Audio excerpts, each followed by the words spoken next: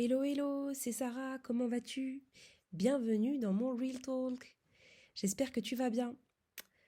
Aujourd'hui, je vais te parler de la troisième meilleure amie des, de la famille des parts d'ombre.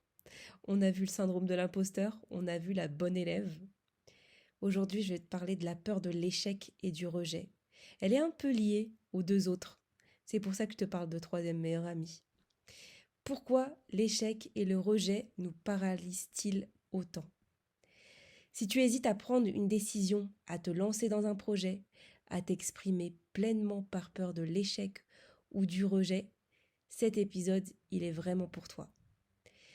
Pourquoi a-t-on si peur de l'échec? Pourquoi le regard des autres nous bloque? Parce qu'on associe notre valeur à notre réussite. Parce qu'on pense que se tromper, c'est être nul. Parce qu'on veut être accepté et aimé à tout prix. Mais, et si l'échec et le rejet étaient en réalité des tremplins? Aujourd'hui, on va démonter ces peurs une par une.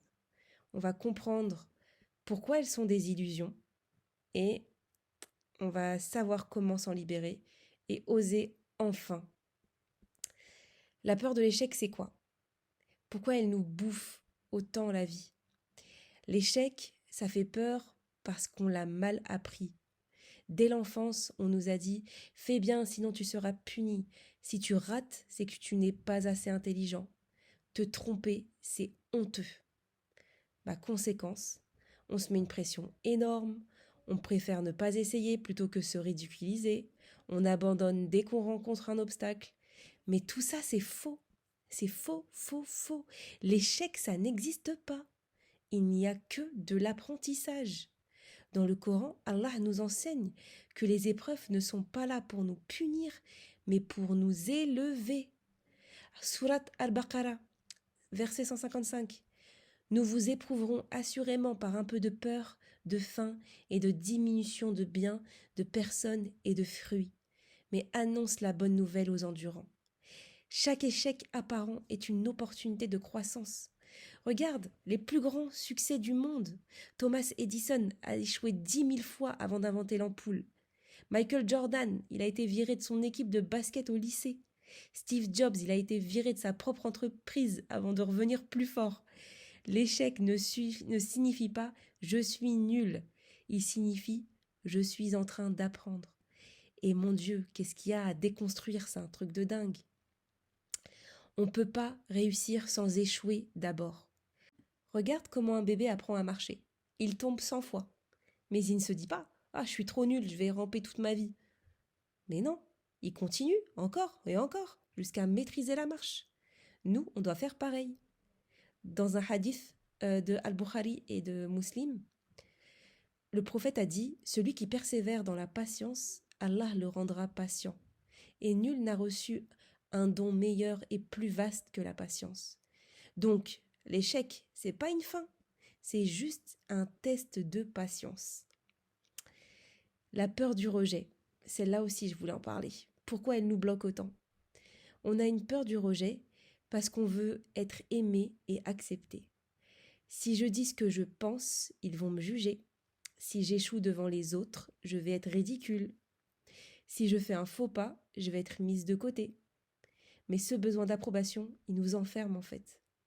La vérité sur le rejet, c'est que ce n'est jamais personnel. Surat An-Nar, c'est la sourate 16, verset 127. Allah dit « Ne t'attriste pas pour eux et ne sois pas angoissé à cause de leur complot. » En fait, même le prophète a été rejeté par des gens. Ça ne l'a pas empêché d'accomplir sa mission. Le rejet ne veut pas dire que tu es nul, mais que ce n'était pas ton chemin. Chaque rejet, c'est une redirection vers quelque chose de mieux.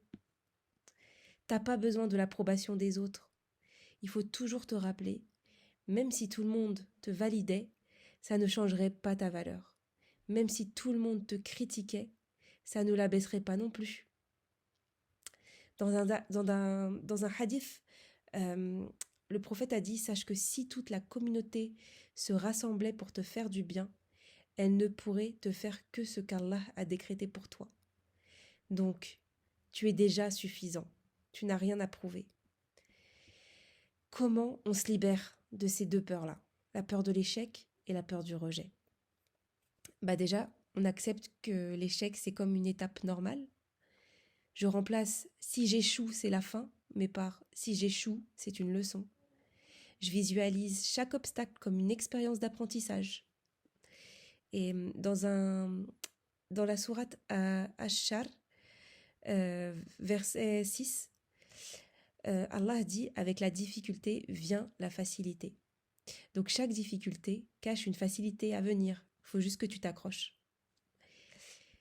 Se détacher du regard des autres. Il faut se détacher du regard des autres. Et la clé, c'est quoi? C'est se concentrer sur soi et pas sur eux. Pose-toi cette question. Si personne ne me jugeait, qu'est-ce que j'oserais faire aujourd'hui? Fais-le. Et va pas trop loin non plus, hein. Il faut reprogrammer aussi son mental avec des affirmations puissantes. Ça, c'est très important. Je suis en sécurité, même si je fais des erreurs. Le rejet me dirige vers mieux. Je suis aimée et acceptée pour ce que je suis. Mon échec aujourd'hui est ma victoire de demain. Et il y en a un que j'aime bien, c'est « Mes erreurs sont des bénédictions ». Il faut les répéter tous les jours. Il faut changer son disque mental, c'est important. Puis ensuite, il faut passer à l'action malgré la peur. La peur ne disparaît jamais, mais tu peux apprendre à agir avec elle, avec des petites actions inconfortables tous les jours. Parler en réunion si t'es stressé, publier un projet que tu caches depuis des mois. Lance-toi, même imparfaitement. Plus tu oses, plus la peur va disparaître. Voilà, t'es déjà prêt, il faut juste oser en fait. L'échec et le rejet, ça ne définit pas ta valeur. Chaque erreur, c'est une étape vers la réussite.